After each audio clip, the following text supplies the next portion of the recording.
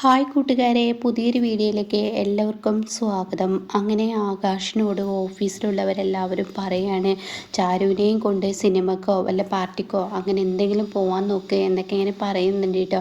അവൾക്ക് ഈ സമയം ഒരിക്കലും മറക്കാനാവാത്ത ആ ഒരു ബർത്ത്ഡേ ആയി മാറണം എന്നൊക്കെ ഇങ്ങനെ പറയുമ്പോൾ ആകാശിന് വലിയ സന്തോഷം തോന്നുകയാണ് കേട്ടോ. എന്നാൽ ഈ സമയം ശ്രേയയ്ക്ക് ഈ വാക്കുകളൊന്നും കേട്ട് നിൽക്കാൻ കഴിയില്ല കേട്ടോ.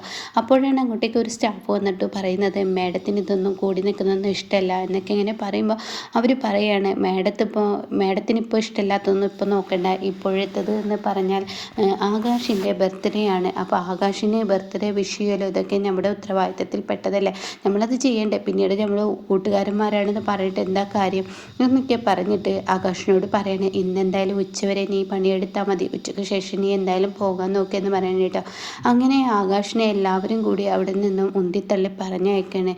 എന്നാൽ ഈ സമയം ശ്രേയക്കാണെങ്കിലോ ഇവർ പറഞ്ഞ വാക്കുകൾ, അതായത് ആകാശ് പറഞ്ഞല്ലോ ഇന്ന് ചാരു ബർത്ത്ഡേ കേക്ക് മുറിക്കാനുള്ള പരിപാടിയൊക്കെ അവിടെ വീട്ടിൽ ഒരുക്കിയിട്ടുണ്ടെന്ന്, അതൊരിക്കലും തനിക്ക് അംഗീകരിക്കാൻ കഴിയുന്നില്ല കേട്ടോ. തൻ്റെ മനസ്സിലിങ്ങനെ എന്തോ ഒരു മാതിരി തോന്നി തുടങ്ങുകയാണ്, തനിക്കത് മുടക്കണം എന്നുള്ള ആ ഒരു തോന്നലൊക്കെ കേട്ടോ. അങ്ങനെ തൻ്റെ മോതിരം, അതായത് വിരലിൽ ആകാശ് അണിഞ്ഞു കൊടുത്തിരിക്കുന്ന ആ മോതിരം ഇടയ്ക്ക് നോക്കുന്നുണ്ട് കേട്ടോ. ആകാശിനെ കൈവിട്ട് പോകുമ്പോൾ ഷേക്കത് താങ്ങാനും കഴിയുന്നില്ല.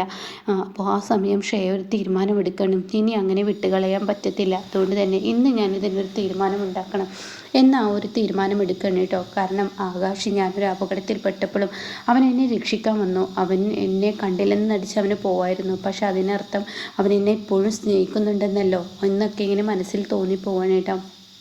അങ്ങനെ ഈ സമയം ബാലമാമയാണെങ്കിലോ ഇങ്ങനെ ചാരു ഭക്ഷണമൊക്കെ കഴിക്കാൻ വേണ്ടിയിട്ട് ഓരോ കാര്യങ്ങൾ ചെയ്യാണ്. അപ്പോൾ ഉടൻ തന്നെ ബാലമാമ ചാരുവിനോട് ചോദിക്കുകയാണ്, കാക്കുത്തി ഇന്നെന്തായാലും ഈ പറയുന്ന ആകാശ് വരുമോ? അതറിയില്ല അച്ഛാ. ബാലമാമയെ അതെനിക്കറിയില്ല, ആകാശേട്ടൻ വരുമെന്ന്, എന്നാൽ വിളിച്ച് നോക്കായിരുന്നില്ലേ? അപ്പോഴേക്കും ഉടൻ തന്നെ പറയുകയാണ്, ഓ അവരെങ്ങനെ വരാനാണ്, ഇവളെ അല്ലേ കാണുന്നത്, അപ്പം എൻ്റെ മോൻ എന്തായാലും വരത്തില്ല എന്നൊക്കെ ഇങ്ങനെ പറയണം കേട്ടോ. അപ്പോൾ അശ്വതിയും അനുവൊക്കെ പറയണം, എന്തിനാ അമ്മ എപ്പോഴും ഇങ്ങനെ ചാരു ചേച്ചി ഇങ്ങനെ വിഷമിപ്പിക്കുന്നത്, നമുക്കൊന്നും മിണ്ടാതിരുന്നൂടെ, ഇന്ന് അമ്മയുടെ മകൻ്റെ പിറന്നാൾ ദിവസമല്ലേ, അപ്പോൾ ആ സമയങ്ങളിൽ മറ്റുള്ളവരെ വേദനിപ്പിക്കാതെ ഒന്ന് വാ പൊത്തി നിന്നൂടെ എന്നൊക്കെ ഇങ്ങനെ പറയുമ്പോൾ ഉടൻ തന്നെ ബാലമാമ പറയണേ, അവൾ പഠിച്ചതല്ലേ പാടുള്ളൂ, അവൾക്ക് അതെല്ലാം അറിയത്തുള്ളൂ, മറ്റുള്ളവരുടെ മനസ്സ് വേദനിപ്പിക്കില്ലേ, ഇതിൽ നിന്ന് എന്ത് ആണാവോ കിട്ടുന്നത് എന്നൊക്കെ ഇങ്ങനെ പറയാനായിട്ടാണ്. അങ്ങനെ ഈ സമയം ഇന്ന് ആകാശിൻ്റെ പിറന്നാളായതുകൊണ്ട് തന്നെ ചാരു എല്ലാവർക്കും ഇങ്ങനെ ഊണ് വിളമ്പാണ് കേട്ടോ. അപ്പോൾ ഈ സമയം ആകാശം കൂടി ഉണ്ടായിരുന്നെങ്കിൽ ഈ ഊണിന് ഒരു അർത്ഥം ഉണ്ടായിരുന്നു എന്നൊക്കെ പലവരും ഇങ്ങനെയായി പരസ്പരം പറയുന്നുണ്ട്. ഓ ഇവളുടെ തിരുമോന്ത കാണാനായിട്ട് എൻ്റെ മകൻ ഇങ്ങോട്ടേക്ക് വരത്തൊന്നുമില്ല എന്നിങ്ങനെ പറയുകയാണ്. അങ്ങനെ പിന്നീടാണെങ്കിലോ ആകാശ് ഈ ലീവ് ലെറ്ററൊക്കെ കൊടുത്തിട്ടുണ്ടാവും. അങ്ങനെ ആകാശ് ഉച്ചയ്ക്ക് ശേഷം ഇങ്ങോട്ടേക്ക് പോരാ, അവളുമായി ഒത്ത് ഭക്ഷണം കഴിക്കണമെന്ന് തൻ്റെ സ്റ്റാഫുകൾ പറഞ്ഞത് ശരിയാണ്, ഞാൻ പോലും എൻ്റെ ബർത്ത്ഡേ മറന്നു കിടന്നിരുന്ന സമയത്ത് എനിക്ക് വേണ്ടി ഇത്രയും സമ്മാനങ്ങൾ തന്ന അവൾക്ക് ഞാനൊരു സന്തോഷം കൊടുക്കണ്ടേ എന്ന തീരുമാനമായി ആകാശ് അവിടെ നിന്ന് ഇറങ്ങിയിട്ടുണ്ടാവും കേട്ടോ. അങ്ങനെ ഭക്ഷണം എല്ലാവർക്കും ഇങ്ങനെ വിളമ്പി വെക്കുമ്പോൾ ഉടൻ തന്നെ ചാരു മനസ്സിൽ ചിന്തിക്കുന്നുണ്ട്, ഈശ്വര ഇന്ന് ഈ വീട്ടിൽ ഏറ്റവും ലാസ്റ്റ് ദിവസമായിരിക്കണം, ഇന്ന് എല്ലാവർക്കും വെറുപ്പാണ്, ഇപ്പോൾ ആകാശേട്ടൻ ഒത്തിരി ബുദ്ധിമുട്ടുന്നു, ഷേഹയുടെയും എൻ്റെയും നടുവിൽ കിടന്ന് ആകാശേട്ടൻ പഴയ ആകാശേട്ടനാവണം, അതുകൊണ്ട് ഒരിക്കലും അക്കുച്ചേട്ടന് ഒരു ബുദ്ധിമുട്ട് ഞാൻ കാരണം ഉണ്ടാവരുത് എന്നൊക്കെ ഇങ്ങനെ മനസ്സിൽ ചിന്തിക്കുകയാണ് കേട്ടോ. എൻ്റെ അക്കുച്ചേട്ടൻ ഇനി സന്തോഷത്തോടു കൂടി നിൽക്കട്ടെ, എൻ്റെ വീട്ടിൽ ഞാൻ കുറച്ച് ത്യാഗവും ബുദ്ധിമുട്ടൊക്കെ സഹിച്ചാലും ശരി, എനിക്ക് എൻ്റെ അക്കുച്ചേട്ടൻ്റെ സന്തോഷമാണ് വലുത്, ഞാൻ എൻ്റെ അക്കുച്ചേട്ടൻ തന്ന ഈ ഒരു സ്നേഹ ഓർമ്മകളിലൂടെ ഇനിയുള്ള ജീവിതം നീക്കാൻ എനിക്കറിയാം, എന്തെങ്കിലുമൊക്കെ ഒരു പണിയെടുത്തോട്ടാം. പിന്നെ എൻ്റെ അക്കുച്ചേട്ടന് ചേർന്ന പെണ്ണ് അമ്മായി പറയുന്നത് പോലെ തന്നെ ഈ പറയുന്ന ശ്രേയ തന്നെയാണ്, ശ്രേയക്ക് അതിൻ്റേതായ വിദ്യാഭ്യാസവും അവൾക്ക് ജോലിയൊക്കെ ഉണ്ടല്ലോ എന്നൊക്കെ താൻ മനസ്സുകൊണ്ട് പറയുമ്പോൾ അനു പെട്ടെന്ന് വരികയാണ് കേട്ടോ. അപ്പം അനു, എന്താ ചേച്ചി മനസ്സുകൊണ്ട് എന്തെങ്കിലും പറയുന്നുണ്ട്, എപ്പോഴും ഒരു മൗനം, ഒരു പിറുപിറുക്കുന്നത് പോലെ. ഒന്നുമില്ല മോളെ, ഭക്ഷണങ്ങൾ വിളമ്പിയതിൽ ഇനി എന്തെങ്കിലും കുറവുണ്ടോ എന്നൊക്കെ ചേച്ചി നോക്കിയതാണ്, അല്ലാതെ പ്രത്യേകിച്ചില്ല, ഇന്ന് ഞാൻ സഹായിക്കണോ, ഇന്നത്തെ ദിവസം അത് ഞാൻ തന്നെ ചെയ്തോളാം, അത് എനിക്ക് മനസ്സിന് കിട്ടുന്ന ഒരു കുളിരാണ്. ഓ മനസ്സിലായി എന്നപ്പോഴേക്കും അശ്വതി പറയണ കേട്ടോ. അങ്ങനെ ഊണൊക്കെ വിളമ്പി കഴിക്കാൻ എല്ലാവരും വരുന്ന സമയത്ത് ഒരു ബൈക്കിൻ്റെ ശബ്ദം. അപ്പോൾ തന്നെ ബാലമാമ പറയണേ, ചാരു ആരാണ് വന്നിരിക്കുന്നതെന്ന് പോയി നോക്ക്. അപ്പോൾ കാണുന്ന കാഴ്ച അക്കുച്ചേട്ടനെ ആയിരിക്കട്ടെ. അക്കുച്ചേട്ടനെ കാണുന്ന ചാരു ഉടൻ തന്നെ ഓടിച്ചെല്ലണം. ആ അക്കുച്ചേട്ടൻ എത്തിയോ? ആ ഞാൻ ഉച്ചയ്ക്ക് ശേഷം ലീവ് എടുക്കാമെന്ന് അങ്ങ് വിചാരിച്ചു എന്ന് പറയണം. ആ എന്നാൽ എല്ലാവരും ഊണ് കഴിക്കാൻ ഇരിക്കുകയായിരുന്നു. അപ്പോഴേക്കും മനു പറയണേ, ഏട്ടൻ വരണമെന്ന് ഞങ്ങളെല്ലാവരും ആഗ്രഹിച്ചു. അപ്പോൾ ഏട്ടൻ എന്തായാലും എത്തിയില്ലേ, ഇനി നമുക്ക് എല്ലാവർക്കും ഒപ്പം ഇരുന്ന് ഊണ് കഴിക്കാമെന്ന് പറയണേട്ടാ. അങ്ങനെ എല്ലാവർക്കും ഒപ്പം ഇരുന്ന് ഊണ് കഴിക്കാൻ ടേബിളിൽ ചെന്നിരിക്കണം. വിഭവസമൃദ്ധമായ ഭക്ഷണങ്ങൾ ഓരോന്നോരോന്നായി വിളമ്പിക്കൊടുക്കുമ്പോൾ അനശ്വതിയൊക്കെ ഇതിൻ്റെ ടേസ്റ്റ് ഇങ്ങനെ വർണ്ണിച്ചും കൊണ്ടിരിക്കുകയാണ്. അപ്പോഴേക്കും അമ്മായിക്ക് ദേഷ്യം പിടിക്കുകയാണ്. മിണ്ടാതിരുന്ന് കഴിച്ചോളൂ, എന്തിനോ ഇങ്ങനെ പറയുന്നു എന്നൊക്കെ ഇങ്ങനെ പറയുന്നുണ്ട് കേട്ടോ. അപ്പോൾ ബാലമാമ, നല്ലത് കണ്ട നല്ലത് എന്ന് പറയാനാണ് ഞാൻ എൻ്റെ മക്കളെ പഠിപ്പിച്ചത്, അത് നീ തിരുത്താൻ നോക്കണ്ട. അവൾക്കത് ടേസ്റ്റ് ഉണ്ടെങ്കിൽ അത് പറഞ്ഞുകൊണ്ട് നിനക്ക് എന്താ ബുദ്ധിമുട്ടുണ്ടോ എന്നിങ്ങനെ ചോദിക്കാൻ കേട്ടോ. അപ്പോൾ ഉടനെ ചാരുവോട് പറയാണ്, ബാലമാമ ഇന്നിവിടെ വഴക്കൊന്നും വേണ്ട, ആരെന്ത് പറഞ്ഞാൽ അത് അംഗീകരിക്കാനുള്ളൊരു മനസ്സ് എന്നിലുണ്ട്. അപ്പോൾ അതുകൊണ്ട് ബാലമാമ ദയവ് ചെയ്ത് പ്രശ്നങ്ങളൊന്നും ഉണ്ടാക്കാതെ എല്ലാവരും സന്തോഷത്തോടു കൂടി ഈ ഒരു ബർത്ത്ഡേ ആഘോഷിക്കുക എന്ന് പറഞ്ഞു കേട്ടോ. അങ്ങനെ എല്ലാവരും ഊണ് കഴിക്കണം. ഊണിൻ്റെ മഹത്വം ഓരോരുത്തരായി എടുത്തു പറയും. അങ്ങനെ പായസമൊക്കെ കഴിച്ച് പിന്നീട് കുറച്ചൊക്കെ വിശ്രമിച്ച് ഇവിടെ ആകാശിൻ്റെ മനസ്സിങ്ങനെ ചാഞ്ചാടി നിൽക്കുന്ന സമയമാണ്.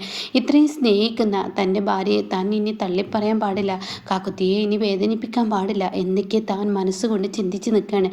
അപ്പോഴാണ് ബാലമാമ പറയണേ, ഇനിയിപ്പോൾ എന്തായാലും കേക്ക് മുറിക്കാൻ നോക്കുകയല്ലേ, ഇന്നിപ്പോൾ കേക്ക് മുറിച്ച് നിങ്ങൾ വൈകുന്നേരം ഒരു സിനിമക്കോ എങ്ങോട്ടേക്കെങ്കിലുമൊക്കെ ഒന്ന് പോയിക്കോ, അതൊക്കെ മനസ്സിനൊരു ആനന്ദം കിട്ടുമല്ലോ എന്നങ്ങ് പറയുമ്പോൾ ഉടൻ തന്നെ തൻ്റെ ഓഫീസിലെ സ്റ്റാഫുകൾ പറഞ്ഞത് എത്ര സത്യമാണ് എന്നിങ്ങനെ മനസ്സിൽ ചിന്തിച്ചു പോകുന്നു കേട്ടോ.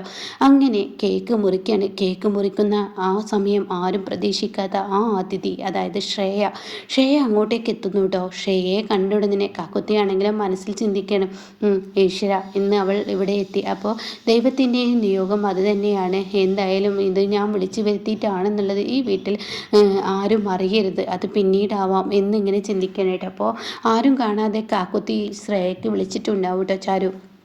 അങ്ങനെ ശ്രേയോട് വരാൻ വേണ്ടി പറയുന്നുണ്ട്. ഇന്ന് ബർത്ത്ഡേ ആണ്, അപ്പോൾ ഈ അക്കുച്ചേട്ടന് സമാധാനം കിട്ടണമെങ്കിൽ ശ്രേയ വരണം എന്ന് പറഞ്ഞിട്ടുണ്ട് കേട്ടോ. അതുകൊണ്ടാണ് ശ്രേയ ഇവിടെ വന്നിരിക്കുന്നത്. അപ്പോൾ ശ്രേയയെ കാണുമ്പോൾ എല്ലാവരും അമ്പരന്ന് നിന്ന് പോവാണ്. അപ്പോൾ ഈ സമയം ബാലമാമ എന്തിനാ ഇവിടെ വന്നിരിക്കുന്നത് എന്ന് പറയുമ്പോൾ ഉടൻ തന്നെ ആകാശ് പറയണേ, എൻ്റെ ഓഫീസിലെ എന്നൊക്കെ പറഞ്ഞിട്ട് അവിടെ പരിചയപ്പെടുത്തി കൊടുക്കണം കേട്ടോ. മേലുദ്യോഗസ്ഥയാണ് എന്നൊക്കെ ഇങ്ങനെ പറഞ്ഞ് പരിചയപ്പെടുത്തി കൊടുക്കുക. അപ്പോൾ ശ്രേയാണെന്ന് അറിയാമല്ലോ. അപ്പോൾ മോളെ ഇരിക്കുക എന്നൊക്കെ ഇങ്ങനെ പറയുകയാണ്. അങ്ങനെ ഈ സമയം കേക്ക് കട്ട് ചെയ്യാണ്. കേക്ക് കട്ട് ചെയ്യുമ്പോൾ രണ്ടുപേരുടെയും നടുവിൽ ആകാശ് ഇങ്ങനെ നിൽക്കുന്ന തൻ്റെ ഇടങ്കൈ വലങ്കൈ എന്ന് പറയുന്നത് പോലെ കാക്കത്തും ഈ പറയുന്ന ശ്രേയയാണ് കേട്ടോ. അങ്ങനെ കേക്ക് കട്ട് ചെയ്ത് തൻ്റെ ഉള്ളിൽ ഒരു പെടാപ്പാട് അങ്ങനെ മനസ്സൊരു തരം വിമിഷ്ടം വരെയാണ്. ഈശ്വര ഞാനിത് വല്ലാത്തൊരു പെടലാണല്ലോ പെട്ടത്, അമ്പലത്തിൽ പോയ പോലെ തന്നെയാണല്ലോ ഇപ്പോൾ കേക്ക് കട്ട് ചെയ്ത് ഞാൻ ആരുടെ വായിലോട്ട് വെച്ചിരിക്കും കൊടുക്കും, ശ്രേയക്കാണോ അതോ കാക്കുത്തിക്കാണോ കൊടുക്കേണ്ടത് എന്നുള്ള ആ ഒരു ഇതിൽ എന്തായാലും വേണ്ടില്ല, കാക്കുത്തിക്ക് തന്നെയാണ്, കാക്കുത്തിയാണല്ലോ ഇപ്പം എൻ്റെ താലി കെട്ടിയ ഭാര്യ, അപ്പോൾ അതുകൊണ്ട് കാക്കുത്തിക്ക് കൊടുക്കാം എന്ന് പറഞ്ഞിട്ട് താൻ ആ കാക്കുത്തിക്ക് ആ കേക്കിൻ്റെ പീസ് അങ്ങ് കൊടുക്കാൻ അങ്ങ് ഒരുങ്ങുന്ന സമയത്ത് ഉടൻ തന്നെ ചാരു ആ കേക്ക് വാങ്ങിച്ച് ഇത് ശ്രേയക്ക് കൊടുക്കുക എന്ന് പറയാനിട്ടോ. അങ്ങനെ ശ്രേയയുടെ വായിലോട്ട് വെച്ച് കൊടുക്കാൻ കാക്കുത്തി തന്നെ കാരണമാവുകയാണ്. അങ്ങനെ ചാരു ഇത് വെച്ച് കൊടുക്കുമ്പോൾ ഉടൻ തന്നെ ബാലമാമ, എന്താ മോളെ നീ കാണിക്കുന്നത്, അവൾ കാണിച്ചതാണ് അതിൻ്റെ ശരി എന്ന് അമ്മായി പറയുന്നു കേട്ടോ. അപ്പോഴേക്കും ഉടൻ തന്നെ ചാരു പറയാണ്, അക്കുച്ചേട്ടനും ശ്രേയയുമാണ് ഒരുമിക്കേണ്ടത്, ഞാൻ ജീവിതത്തിൽ ഇടയിൽ കയറി വന്ന ഒരാളാണ്, അതുകൊണ്ട് ഇനി ഒരിക്കലും എന്നെ ആരും തിരഞ്ഞു വരരുത്, ഞാൻ എങ്ങനെയെങ്കിലൊക്കെ ജീവിച്ചോളാം, നിങ്ങൾ രണ്ട് പേരും ഒരുമിക്കുക എന്ന് പറയുമ്പോൾ അത് കേട്ട് നിൽക്കാൻ ബാലമാമക്ക് കഴിയില്ല. മോളെ നീ എന്താ ഈ പറയുന്നത്? ഇല്ല ബാലമാമ, എന്നെ തടയരുത്, ആകാശേട്ടനെ എന്നെ കിട്ടിയത് മുതൽ മനസ്സമാധാനം എന്തെന്ന് അറിയാൻ കഴിയുന്നില്ല, രണ്ട് പേർക്കും ഇടയിൽ കിടന്ന് ഉരുകുകയാണ്. അപ്പോൾ ആകാശേട്ടൻ്റെ ജീവിതം ഇതാണ് ജീവിക്കാൻ ആകാശേട്ടൻ ആഗ്രഹിച്ചത്, അപ്പോൾ ആകാശേട്ടൻ ശ്രേയയുമായി ജീവിക്കട്ടെ എന്ന തീരുമാനം പറഞ്ഞ് കാക്കുത്തി അവിടെ നിന്നും ഇറങ്ങാൻ ഒരുങ്ങുമ്പോഴാണ് അവിടെ ഒരു അമ്പൻ ടെസ്റ്റ് നടക്കുന്നത് കേട്ടോ.